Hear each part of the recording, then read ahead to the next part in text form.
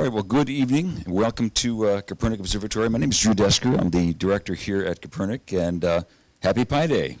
And I also want to welcome those watching on the live stream. And let me just see if I've got, for some reason, I feel like I'm not looking at the right image back here. Pardon me,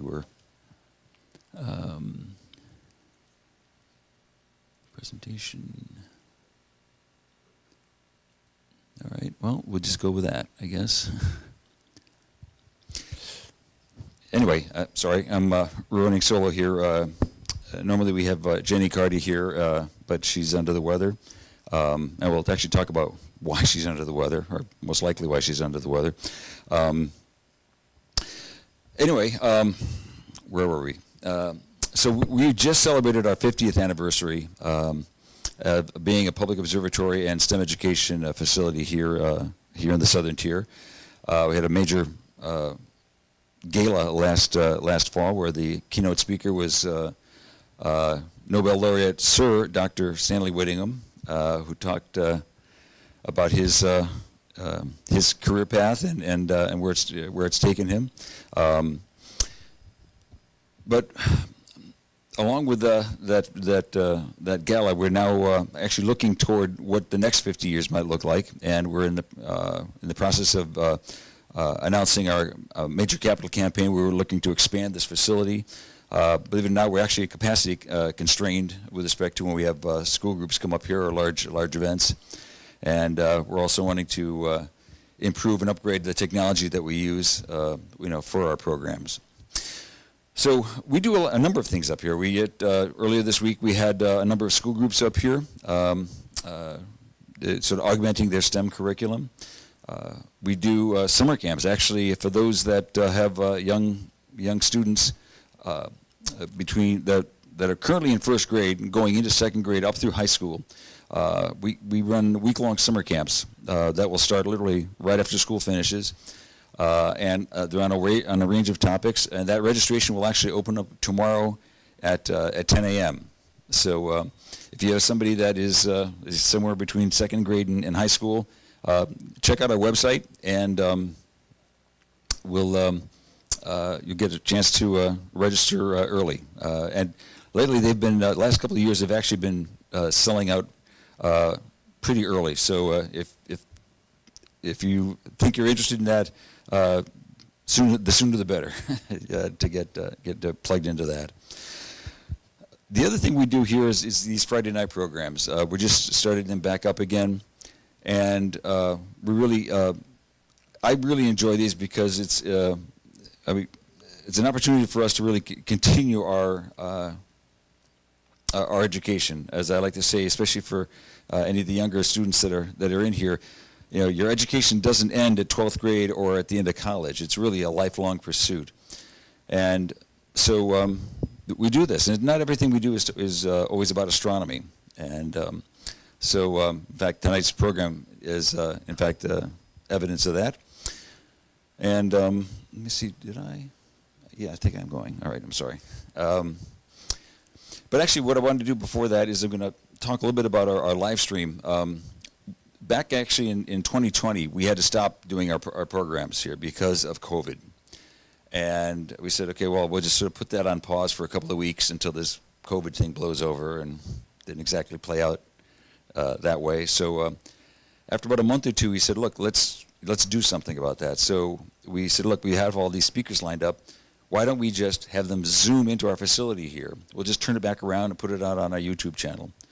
And we did that until we could, get people back in here, and now we continue to do that. So all of our Friday night programs are on YouTube.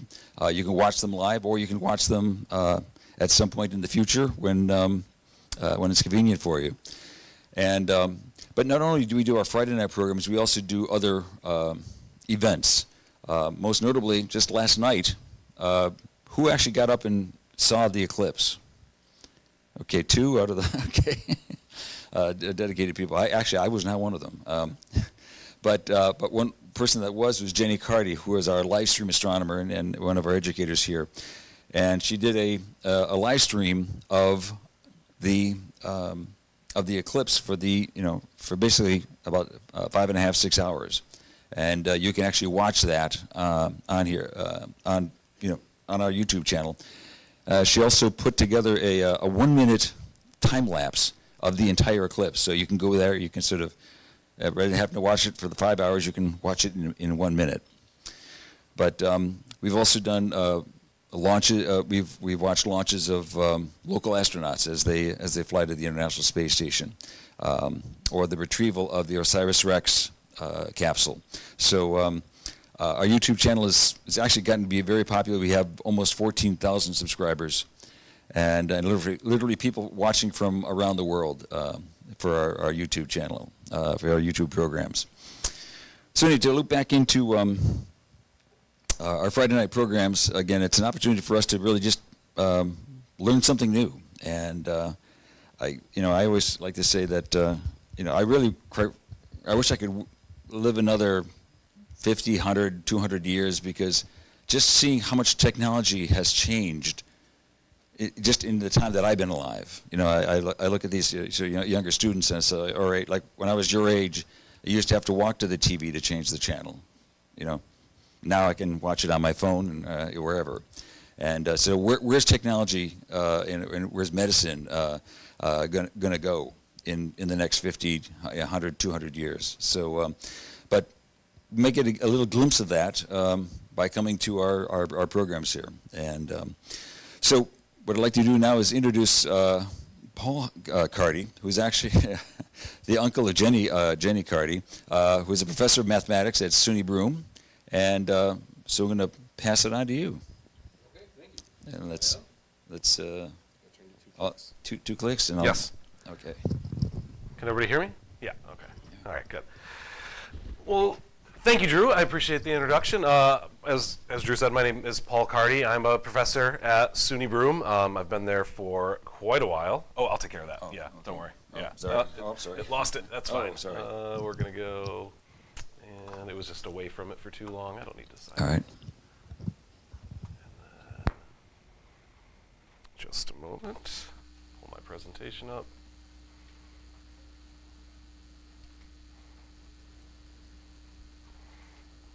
And there.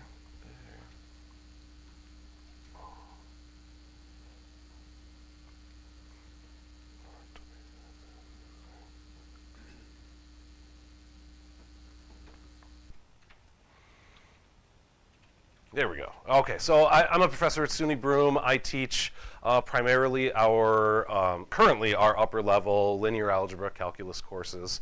So I have a lot of engineering students, I have a lot of computer science students, and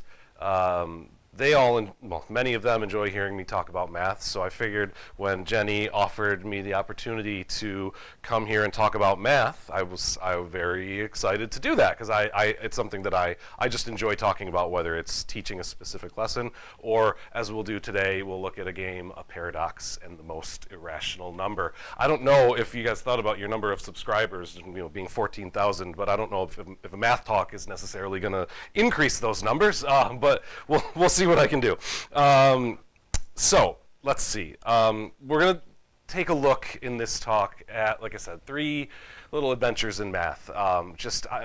You're steeped in content so much that you come across something, you're like, this is really interesting. I want to share it with people. And so that's kind of what these little topics are that we're going to look at. Just something that I saw one day, that I read about one day. I was like, this is cool. I think other people might be interested in this. And it starts with something very introductory that we're all hopefully familiar with. And it's the game of Tic-Tac-Toe. Has anyone ever played Tic-Tac-Toe before? Yeah, okay, great. I would argue that there is a problem with Tic-Tac-Toe, and would question if anyone could share what they think that problem might be. Oh, wow, yes? Isn't the person who goes first has a more likely chance to win? Oh, okay, maybe. Would that be a problem? So you always want to go first? Yeah. Okay. Any other thoughts as to what might be a problem with Tic-Tac-Toe? No? Okay. It's a solved game. Oh, okay, all right. What do you mean by that? The perfect play is already known, and you can Okay. Yeah. Yeah. Okay. That's kind of what I was looking for. I wasn't sure I was going to hear a solved game, but I love it. Yeah. If you have two, I always say that if you have two reasonably intelligent people playing tic-tac-toe, the game should always end in a draw. If someone makes a mistake, that's one thing. But if they both know what they're doing and both make the ideal play at any point, every game should end in a draw. So that's, I would argue, a problem. Okay. Would anyone like to play me in a game of tic-tac-toe? Yeah? Okay. So I'll draw up here where you want to go. So you get to pick, do you want to go first or second? First. Okay. And then you just tell me top. Oop, we lost the screen here. Okay. Okay.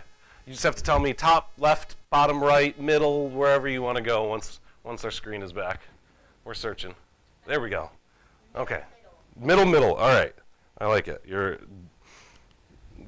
Are you okay with X, or would you prefer O? Okay, so I'm going to be O, and let's see if I can not blow this in front of everyone.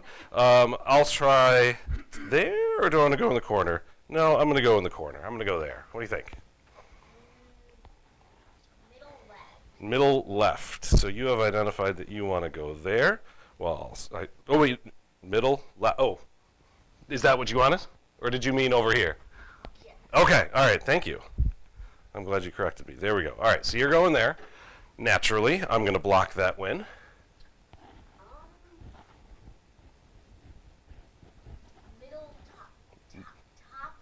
Top middle. So you're going there. Yes. Yeah. Okay. And I'm naturally going to block you.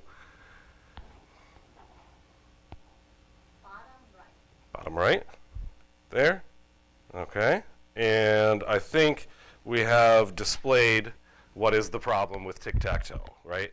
When played correctly by two reasonably intelligent people, it should always end in a draw, okay? So what do? Well, we go and we try to improve the game, okay? And I would suggest two improvements to the game. Number one, we play tic-tac-toe only with X's. Only X's. You go X, I go X, you go X, I go. There's a second condition, though. Well, actually, if that's the only condition, do you want to go first or second? I don't know. Okay. Okay, let's see if we can.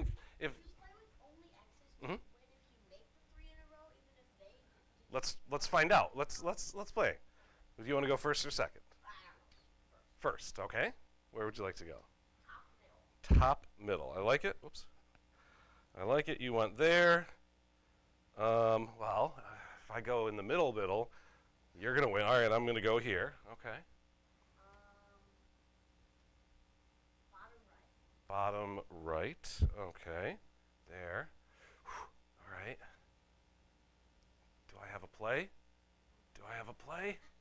Oh, okay. I don't have a play without giving you the win. So we'll play it out. I don't think I do I? No. If I go there, you have your choice of where to win. Yeah, yes, you have won that game. All right. So maybe not the best suggestion.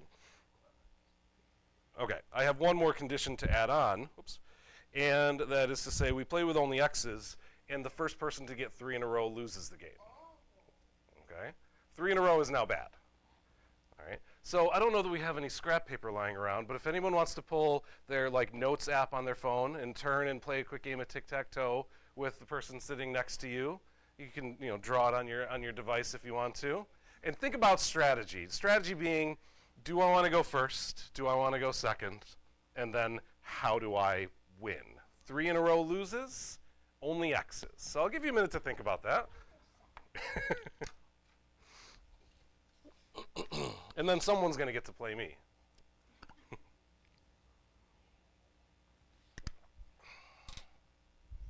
Those watching the live stream, you can try this too, right? You probably have more access to paper and pencil.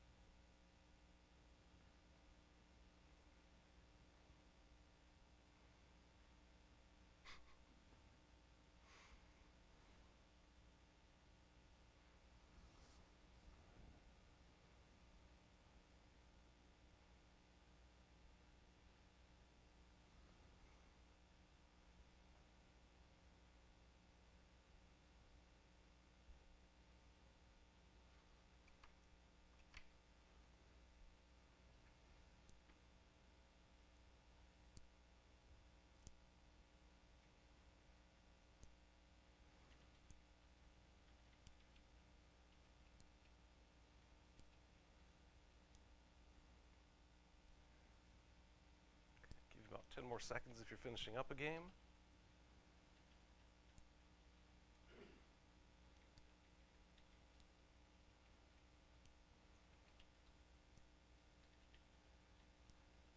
Okay. All right. Thank you for humoring me. Yes? Okay, so my question was, before we talk strategy, does anyone want to talk about or play me, given what you might have learned in this those 2 minutes? Yeah? You want to go first? Okay. Okay. Where would you like to go? Bottom left. Bottom left. Okay. I'm gonna go here.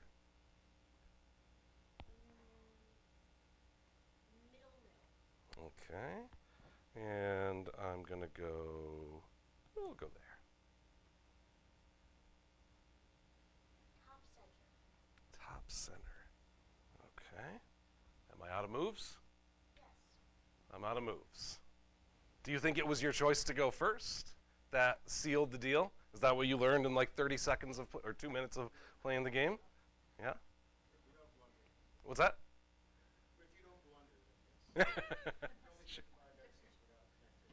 Yes. Yep. Absolutely. So there is definitely some strategy here, and with one board, you can pretty quickly tell. You can pretty quickly deduce what the ideal strategy is. In theory, if I were playing and I were going first, I would start in the center. That's just my preference. And then, if I choose to go first, regardless of what my opponent does, I am guaranteed the win. Okay? Because if my opponent goes here, I'm going to choose to move what's called a knight's move away. If you know chess, I moved 2 to the right and 1 down. That's just like the ideal, type of move. There's other options though. And then if my opponent goes, let's see, if my opponent goes here, I'm going to move a knight's move away and go up there, and then the game is over. I've won. So pretty quickly with this approach, we can solve the game, if you will, and decide what's the best starting position and what's the best way to move. What's the best series of moves to go? Okay, so great, we've solved it. We can figure out what to do. So how do you improve upon that idea? Well, you play on 3 boards at the same time. Okay, so now we play tic-tac-toe with 3 boards, and at any point I can choose to kill a board by getting 3 in a row, but only the last 3 in a row loses the game.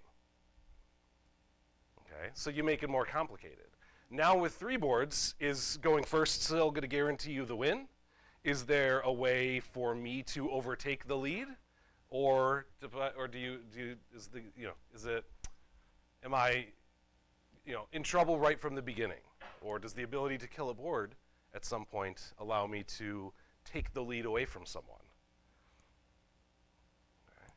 Any other people in the room want to play? I know. I appreciate your willingness. So hopefully no one else wants to. But anyone else in the room want to play on 3 boards? You want to go? Yeah. All right. I love the spirit. So we're going to say 1, 2, 3. Then you can just tell me which board you want to play on, and then the same idea of what position. 3 top left. Okay. 3 top left. Great. Let's see if I can either take the lead or stay in the lead, depending on what my choices are. I'm going to go there. 3 middle. Okay. Got it. All right. All right. I'm going to get 3 in a row on that one, killing the board. That board is gone. Now it's your turn, and we have 2 boards left. So that doesn't earn anyone points or anything. It's just now there's only 2 boards. Top right. Okay. I like it.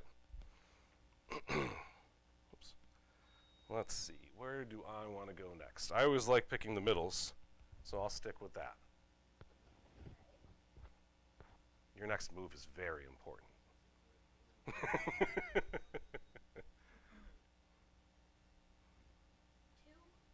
top middle. Okay. I'm going to terminate. Oh, top middle, you said. Excuse me. Top middle. Top middle. Thank you. All right. And now I'm going to choose to terminate board number 1. And it's your turn. Middle left. Middle left. So we're here. Okay, right there. And I'm going to go here.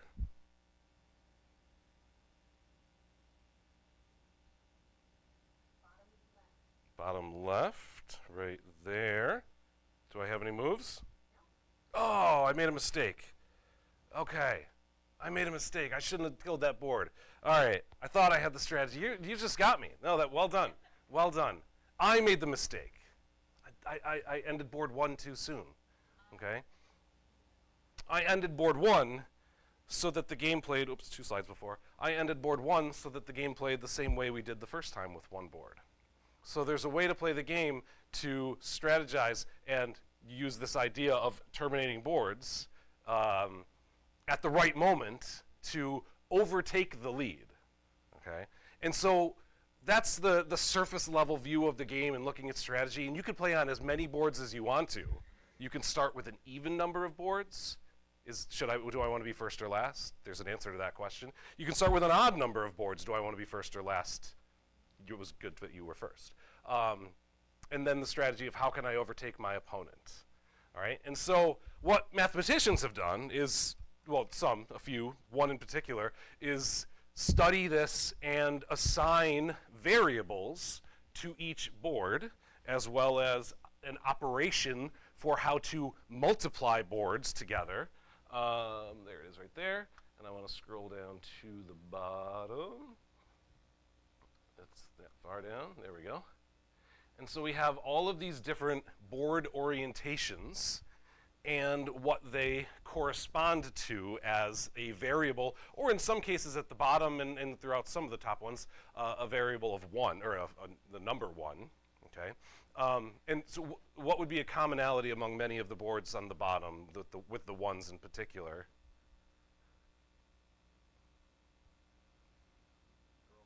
They're all dead boards, yeah. Yeah, they all have 3 and 0. So why is it a 1? Multiplication by 1 doesn't change the value of your product. So they're solved board, not solved. They're dead boards. They don't factor in. That's like multiplying by the identity.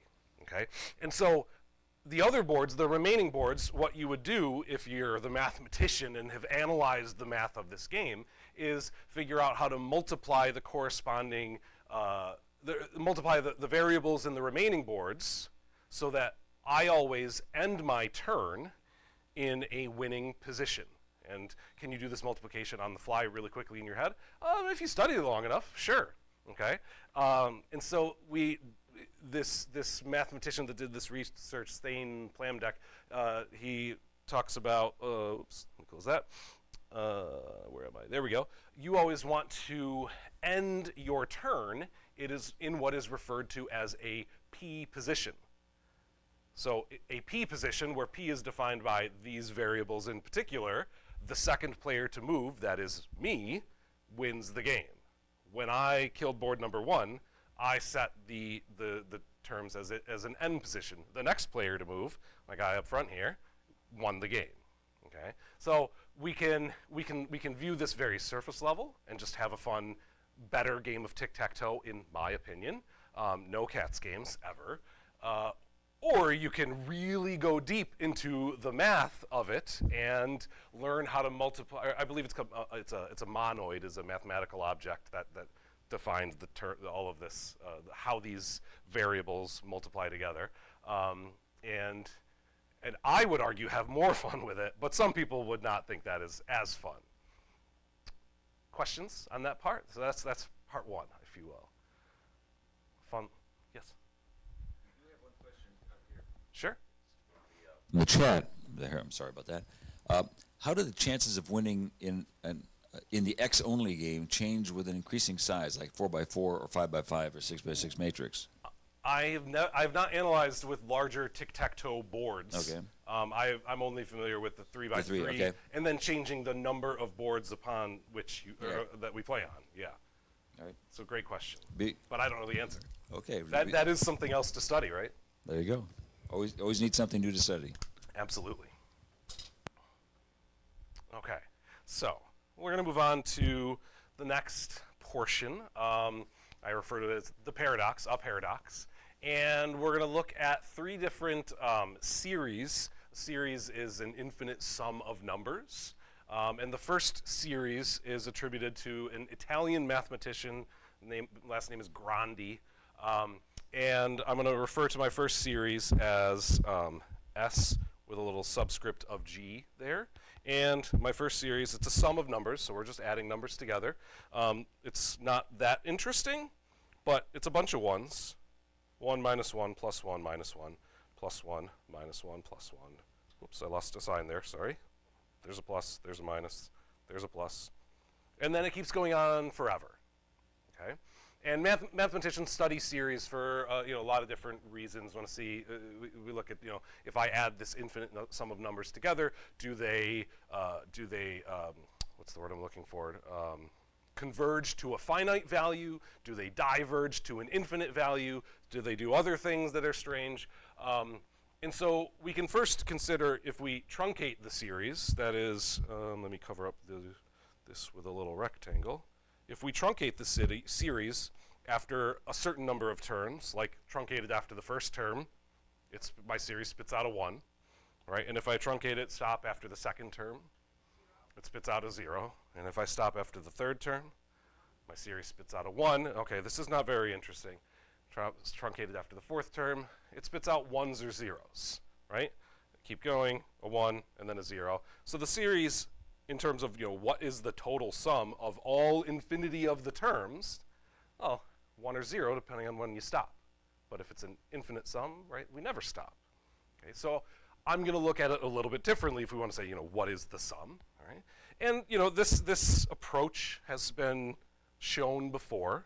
So for people that are more familiar with math, you might have seen this.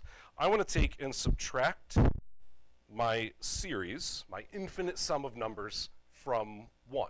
1 minus this Grandi sum.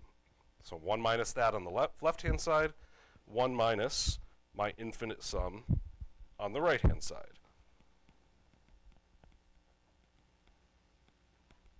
Etc. Okay? So we're subtracting the series from 1. And then what happens? We have a minus sign in front of the parentheses. You remember from some grade school in the past, you use the distributive property, and that minus sign distributes into each one inside of the parentheses, and the first one becomes a minus 1, the second one becomes a plus 1, the third one becomes a minus 1, so on and so forth. So when I finish my subtraction on the right-hand side, 1 minus Grandi's sum is equal to 1 minus 1 plus 1 minus 1 plus 1 minus 1 plus 1 minus 1, etc. So I don't need my parentheses there. So it doesn't look like very much happened, but in effect what's happened, I don't want to bring that down there, just kidding. Let's move everything up a little bit. Is it going to move? Nope, we'll just go down here. It'll look less clean, but that's okay. But in effect what happens is on the left-hand side I've got 1 minus my Grandi sum, and on the right-hand side I'm pretty sure that's the sum that I started with, my Grandi sum. Right? 1 minus 1 plus 1 minus 1 plus 1 minus 1. And if we treat our S with the G underneath it, my S sub G, as the unknown value that it is, well, I can take and, well, I'll show it for those that haven't seen some algebra recently. I can add it to both sides of my equation, allowing me to say that 1 on the left is twice my Grandi sum on the right. And then if you have 2 in front of that unknown variable, well, I can divide both sides by 2. And then say, okay, my Grandi sum is equal to a half, which is a little bit strange. You're telling me that a bunch of 1s that added and subtracted ended up, after an infinite number of them were added together, equaling a half? That's a little bit odd. Hence the title of this portion of it being a paradox. That's just a little bit odd, and we'll leave it at that. Okay. I have heard in the past that, like, well, remember when we were truncating and stopping or adding, you either got a 1 or a 0. right? Maybe that half is the average of the 1 and the 0 that you get each term? Maybe, okay. So we'll keep going. And my next series, so like I said, we're going to look at 3 series. My next series is alpha, so I'm going to say S with a little subscript of alpha. And this one is similar to the last one, just looks a little bit different. It starts out with 1, the same way as the last one, but then it alternates sign, but the digit of each term increases as I go along. 1 minus 2 plus 3 minus 4 plus 5 minus 6 plus 7 minus 8, etc. On forever. All the numbers, all the accounting numbers, just with an alternating sign in front of each of them. Okay, and our goal now is to figure out what the sum is. So, let me cover it up with a box again like I did last time. And if we truncate our series right there, well, it's not that interesting. It just adds to 1. Okay, and if I stop after the minus 2, 1 minus 2, well, that's negative 1. And then if I go to my next term, negative 1 plus 3 is 2. And if I go to my next term, 2 minus 4 is negative 2. And then go to my next term, negative 2 add 5, you get 3. And then if you subtract 6, you get minus 3. So I did just the truncated sum is getting bigger in the positive direction every other term and larger in the negative direction every other term. Okay, interesting. I think it's interesting. What is with these numbers all over the place?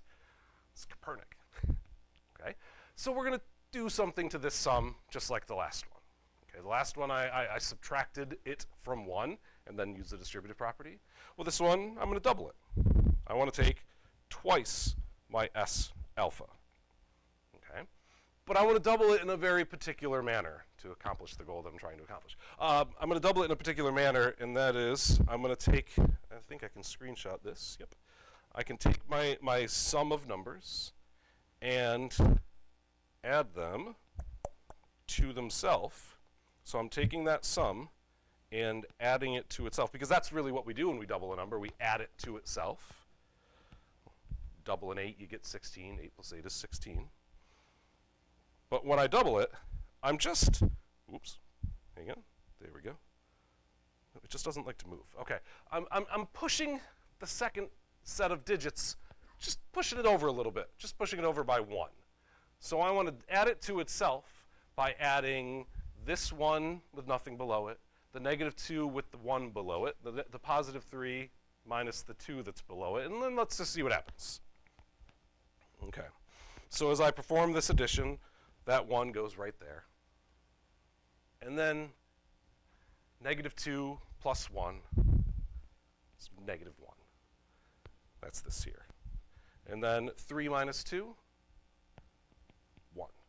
And then negative 4 plus 3, minus 1.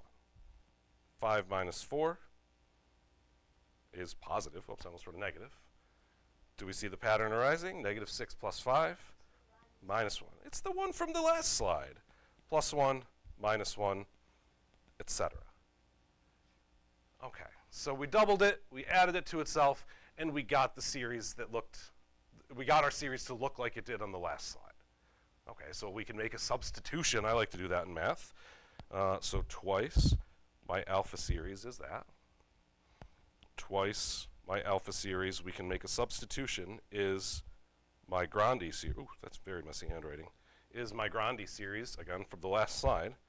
But we know what that terms, well, all of those terms added up to, or we showed that those all equal 1/2. Okay, so that would mean that twice my alpha series is equal to 1/2. And if you divide both sides by 2 like we did on the last one, then you get that this alpha series is a quarter. An infinite sum of numbers that if you stop in one position, you get increasing positive numbers. In another position, you get decreasing negative numbers. But this is an argument that their sum is a quarter. Again, hence the paradox. So that's a little bit odd still. At least we were able to see that the 0 and the 1 might have made the 1/2 from the last example. Okay. If that's weird, good. That's kind of what I'm going for here. Any questions so far? No? Okay. Well, I've got one more series for you. I don't know why that one's so much larger font. One more series. And this one we're just going to call S, because this is the third one. S. And it starts out with 1. There's no alternating signs in this one. 1, and then we add 2, and then we add 3, and then we add 4, 5, 6, 7, 8. I think that's enough terms that I've written down, etc. Right? If you add all of those numbers together forever, probably should be just infinity, because we're never stopping. Right? We can truncate. If you stop after the 2, it's 3. If you stop after the 3, it's 6, and then 10, and then 15, and then 21, and then 28, and then 36, etc. The sums keep getting larger. Definitely. It couldn't possibly be something more strange like the last 2 slides. These are blown up to infinity, not looking back. Well, let's tweak it. I'm going to take my sum from 1 on, my S sum, and I want to subtract. I want to take away from it, and I'm going to subtract S alpha. Okay, so let me screenshot these guys up here, like that. So there's my S sum, and we're going to subtract. So I'm going to put a minus sign. Oops, that's not what I wanted. I'm going to put a minus sign there. And then the alpha series, remember that was 1 minus 2 plus 3 minus 4 plus 5 minus 6. Okay, so let's write that down. I'll throw it in the parentheses because we have to remember that that minus sign goes to each of the terms. Minus 4 plus 5 minus 6 plus 7 minus 8, etc. No, we don't need to pull that up yet. Okay, and so now let's do the subtraction. See what happens. First term, 1 minus 1. 0. Yes. Good. I'm not going to write that down because it's 0. How about the second term? So this 1 minus 1 is 0. The second term, that doesn't, it looks like 2 minus 2, but we're second. But there's that, we're subtracting, right? It's 2 minus the negative 2. Have you subtracted negative numbers yet in school? Yes. As soon as So that, well then, well done, sir. So 2 minus negative 2? 4. I completely agree with your analysis. Okay? And then the 3 minus the 3, well, that one's 0. And then the 4 minus the negative 4, that is 8. 5 minus 5, 0. 6 minus a negative 6, 12. 7 minus 7, and then 8 minus the negative 8, 16, etc. Okay, so S minus S alpha is equal to 4 plus 8 plus 12 plus 16. What do those numbers all have in common? Ooh, I completely agree. You are on fire. So let me write it. I'm going to move it down here now. So I have S minus S alpha is 4 times, I can factor that 4 from each term, and what's left inside of my parentheses here? 4 divided by 4 is 1, 8 divided by 4 is 2, 12 divided by 4 is 3, 16 divided by 4 is 4. It's S. I took away from my series, I subtracted from it, and somehow it got 4 times as large. So that's a little bit odd. So you're saying S minus S alpha is 4 times S. Excuse me. Well, S alpha has to, with the minus sign in front of it. Yep. I like it. I like your algebra skills. So, as my man in the front has done, if we subtract that S from both sides, then my alpha series with a minus sign in front of it is equal to 3 times S. Does anybody remember what the alpha series total was? 1/4. Okay, so negative 1/4 is equal to 3S. And if I divide again by 3, not 2 this time, but 3, then we can show that S is negative 1/12, which is, it just doesn't feel right. It feels weird that that's the answer that I'm arguing is correct. It can't be. 1 plus 2 plus 3 plus 4 plus 5 plus 6, and never stop adding negative 1/12. That's nonsense. But that's where the paradox is. That's why it's called a paradox. So there is further reading that you can do on this. I'm going to leave it at that because I just want to make you think a little bit about it. Maybe do your own research and then send me a strongly worded email on why I'm wrong. I welcome that conversation. But that bit of confusion is fine, and that concludes the second part of this evening. Any questions? If that doesn't feel right, I agree, even though I'm making the argument. Okay, cool. Thank you. Part 3. Well, I'll come back to what is a flower's job in a moment. The title of the talk is A Game of Paradox and the Most Irrational Number. Okay. Does anybody know what irrational numbers are? Ooh, yes. Were you a plant just put here to answer all the questions in case no one else wanted to talk? I love it. A number that cannot be represented as a ratio of two integers. I love it. Yes. Okay. Do you know any irrational numbers? One that might relate to today? Pi. Yes. What was the second one you said? The square root of 2. The square root of 3. The square root of 4. The square root of 40. But the square root of 4 is one that I know. The square root of 4 is 2. Right? So the square roots of numbers that don't have nice square roots. Pi is an irrational number. E is an irrational number, Euler's number. But yeah, pi is the number of the day. And I want to eventually come to the most irrational number. Okay, so my argument is there are degrees of irrationality. Numbers can be more irrational than other numbers. And pi is not that irrational. So today's Pi Day, but unfortunately, pi is not that irrational of a number. Okay? And because of that, here on Earth, we don't need that many. Pi never terminates. I know a bunch of digits of pi. 3.14159265358979323846626, and then I'm done. Nice. That's the plan. But no one uses that many digits here on Earth to do real things. Most calculations on this planet use a few digits of pi, and that's accurate enough for precision of like the math that we do here, like real world math. To get to the moon, does anyone want to take a guess how many digits of pi? Before I even finish the question, I love it. How many digits of pi NASA uses to get to the moon? Yes. 16? Is that a guess, or you're telling me? 16. Okay. I thought it was 12, but I could be wrong. But 16 or 12 is not that many to get to the moon. But that's as accurate as NASA's calculations need to be to get there. And it's because pi is not that irrational. Okay? Pi is well approximated by a rational number. That's why 22/7 is pretty good. 22/7 is about 3.14, I think. And that's pretty good because it's not that irrational.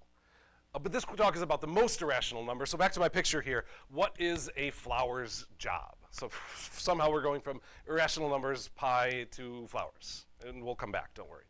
What is a flower's job?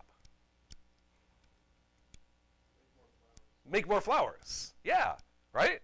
And they're not sentient beings. They don't have actual like day-to-day jobs. But their job is to not go out of, like, not go extinct. Thank you. Yeah. So they have to reproduce. Okay? Flowers reproduce by seeds. Most of them, not all of them. Not all of them. Some produce like things, rhizomes that go underground and such things. I don't know. I know a lot about flowers. But for seed-producing flowers, they need to produce seeds. And this flower in its center has placed its seed in a way that fills the space well. Okay? So I want to talk about like how my flower chose to put which seed and where. Okay? So we're going to model seed growth. Okay? And we're going to model seed growth as a fraction of a turn. As a fraction, I don't know why I didn't have this printed first, of a turn. Okay, so if let's say this is the center of my flower, and my flower chooses to grow its first seed right there. And let's start out with a simple fraction of a turn, n is equal to 1/2. Okay? It turns around halfway and then places its second seed right there. And then it turns around halfway and places its third seed right there. And then turns around halfway and places its fourth seed right there. That's not very efficient. That is poorly filling the space. As the seeds stack on top of each other, they're going to shade the ones that are underneath them, right? There's all of this dead space there. Okay? So poor choice, flower. What if I choose a third of a turn? Increase the denominator. More leaves. Or more seeds, right? So the first one would be about there. The second one about 120 degrees of the way around. Third one about 240 degrees away around. And then I've fallen back on top of myself. I'm here, I'm here, I'm here, I'm here, I'm here. Again, not efficiently filling the space. It's, in a sense, creating these spokes as it places its seeds. It's not placing, as it grows its seeds. So again, not well filling the space. Okay? So I have some pre-done examples. So how do you improve it? Maybe we make a larger denominator, 1/10 of a turn, a fraction of a tenth. Well, what is that going to look like? As my flower produces lots of seeds, it creates spokes again. It fills more of the space, but as we move out, right, we still create, oops, I didn't mean to just jiggle it. As we move out, we still create all of this dead space. There's still the seeds on top of each other, casting shadows, not the best pattern of seed growth. Changing the numerator of the fraction, by the way, just as an aside, doesn't do anything at all.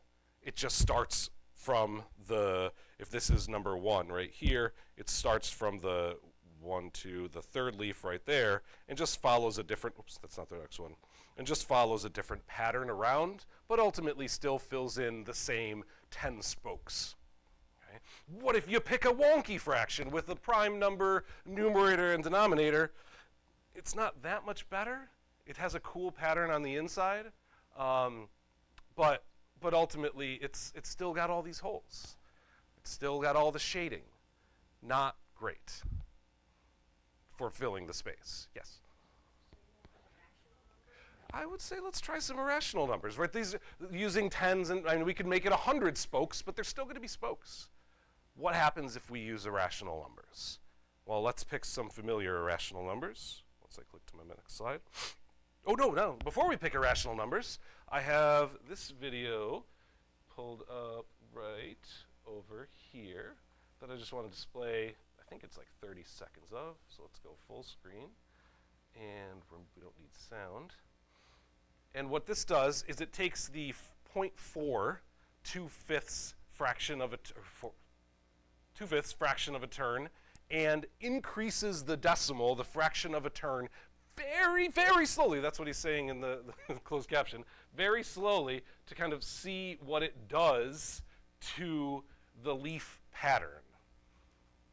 So we're increasing the fraction of a turn by very slow, gradual amounts and see what effect it has on the leaf, on the seed production. Ooh, that fills the space much better.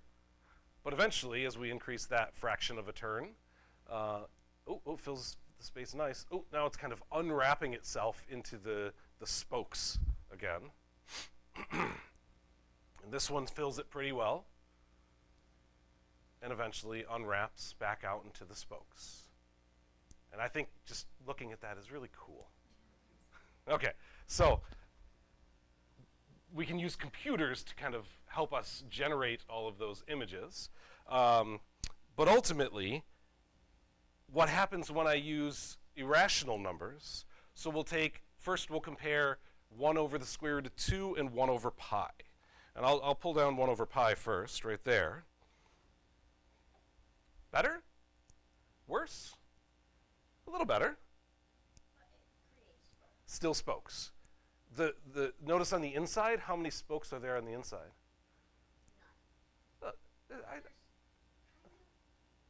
There's kind of 3, because pi is kind of 3. Really? Remember the fraction I said that well approximates pi? 22/7. If you count the spokes around the outside, you should get 22. Okay? Let me pull the wool off of this one. 1 over the square root of 2. It's that guy right there. That's much better.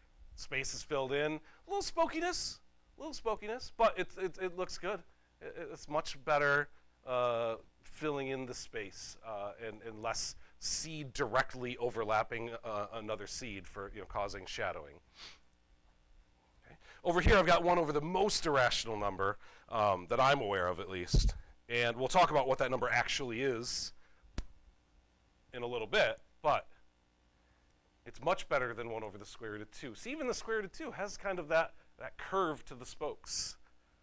But my most irrational number, that fills it in very much like the flower from the first slide. Okay? I think it looks very similar. It's hacked in there, not a lot of overlap. Okay, in order to figure out what the most irrational number is and come at it from this approach, I first want to talk about something called a continued fraction that people may have seen, may not have seen in the past. And it's a way to take something that is irrational, which, as you said, can't be represented as a ratio of 2 numbers, but I can write it as a sum of, or an infinite sum of a fraction. Is that the right way of saying it? Something like that. By that I mean, we're going to say, all right, pi, so this is the pi part of the Pi Day talk. Pi is equal to 3 plus a bit. We're going to just say it's a bit, right? That's a fair argument. But I want to write that bit as as a fraction, okay? So I'm going to take, and I want to write that pi equals 3 plus 1 divided by something. So I need my calculator, because I'm not going to be able to do this in my head. And what I want to do is I'm going to type in the pi button, okay, 3.14159.265, etc. And I'm going to subtract off the 3 in my calculator. It says 0.14 and then some more numbers. And I want to take the bit that remains and flip it over. I want 1 divided by that bit.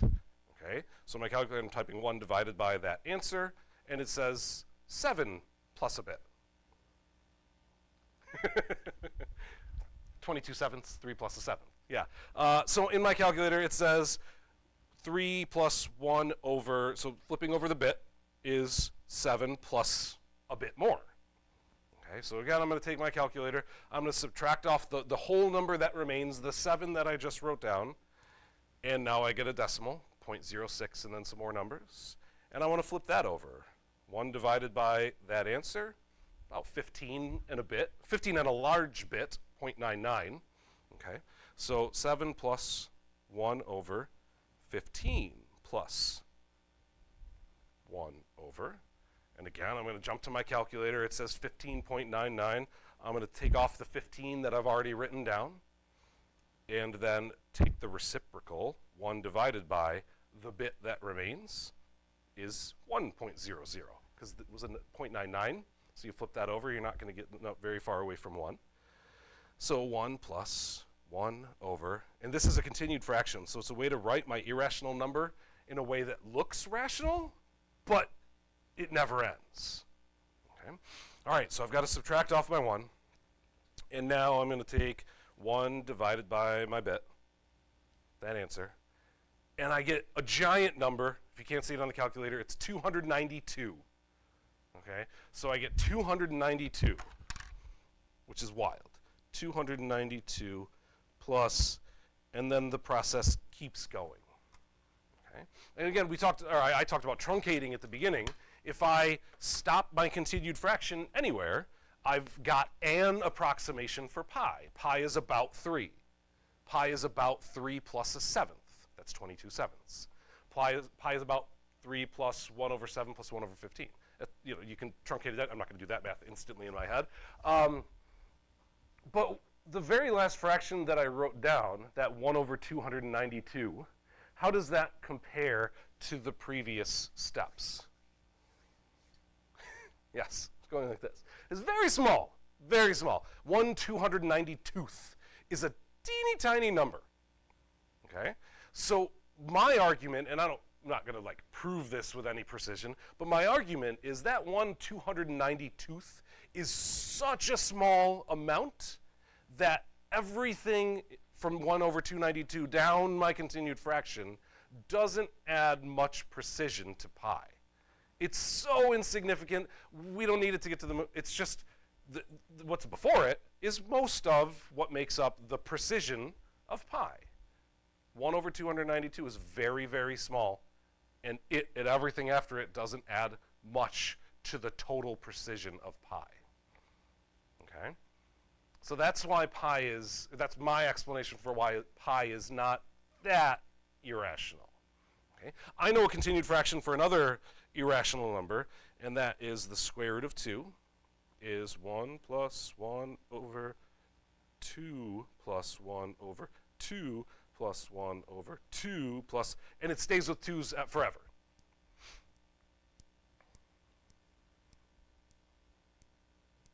Okay? And so square root of 2 is much more irrational. Right? There's no giant number down there that makes the bit incredibly small. It's just, there's 2's each time. So you're not taking much off, or you're not adding, you're not losing much precision as you go down. You need each of those if you want to well approximate the square root of 2. You need each term as you go down. Okay? So my most irrational number is, well, what if instead of a 2, it were a 1? Okay, so my most irrational number, which I'm going to refer to as x, is 1 plus 1 over 1 plus 1 over 1 plus 1 over 1 plus, etc. That pattern continues on down. Okay, so I've made each of those denominators as small as possible along the way. Okay, so that is my most irrational number, but that's not the best way to represent it. We want to find out what that number actually is. It's a much more familiar number in math and the way that I can find it is to recognize if I highlight that much of my most irrational number, what have I circled? The whole thing. X. Yes. 1 plus 1 over 1 plus 1 over 1 plus 1 over... X exists within itself. So I can make my substitution, much like we did with the sums, that this x is equal to, 1 plus 1 over x.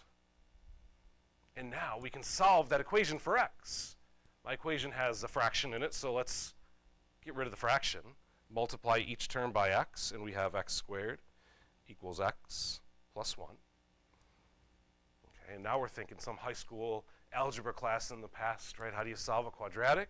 You set it equal to 0. Cross your fingers that you can factor and cry when you can. X squared minus x minus 1 equals 0. There's no nice way to factor that one. So we're going to use the quadratic formula that we all know. I know and love it. I use it often. And x is equal to negative 1 plus or minus the square root of b squared is 1 minus 4 times a times c over 2 times 1. And when that simplifies, that x is equal to 1 plus or minus the square root of 5 over 2. Which is another cool number in math. Well, the positive root is the cool number, the negative root is its conjugate. Has anyone ever seen that number before? I know Timmy has. Has anyone else ever seen that number before? No? Okay, that's fine. I have. And the number 1 plus the square root of 5 over 2 is referred to, its notation is phi. It is the golden ratio. That term you may have heard before.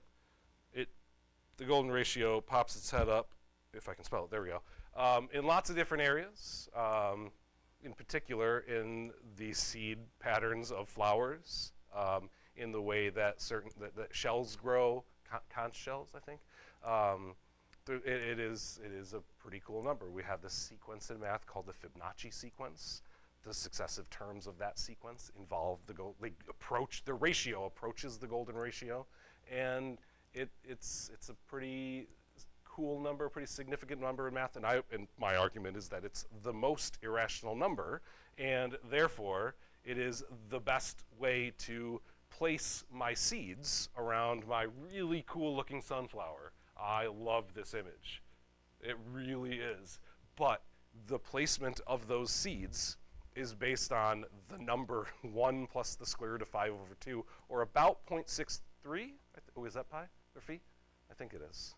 Yeah, I can't remember the decimal off the top of my head. I think it's 0.63.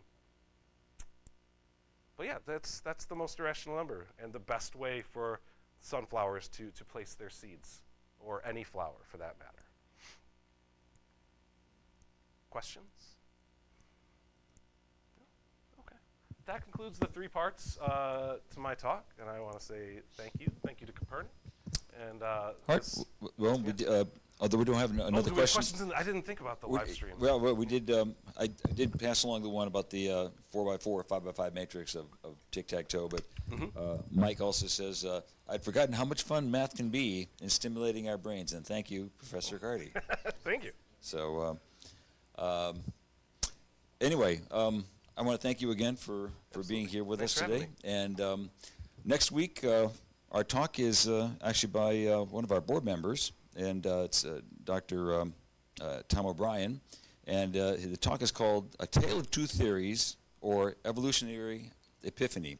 It's looking how science and religion sometimes they can be at odds with each other, or sometimes they actually is a correlation there that can be made. And so we invite you to come participate either here live or on the live stream, or watch it at your convenience.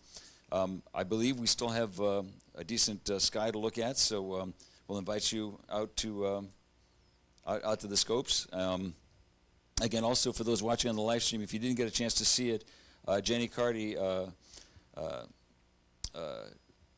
did a 5-hour live stream of the eclipse last night, and then also put together a great 1-minute time lapse of that. So go to our YouTube channel and you can check that out as well. So, and tomorrow, for those that are watching with kids, tomorrow 10 o'clock opens up our summer camp registration. So definitely check that out as well. All right, thanks again, and we'll look forward to seeing you soon.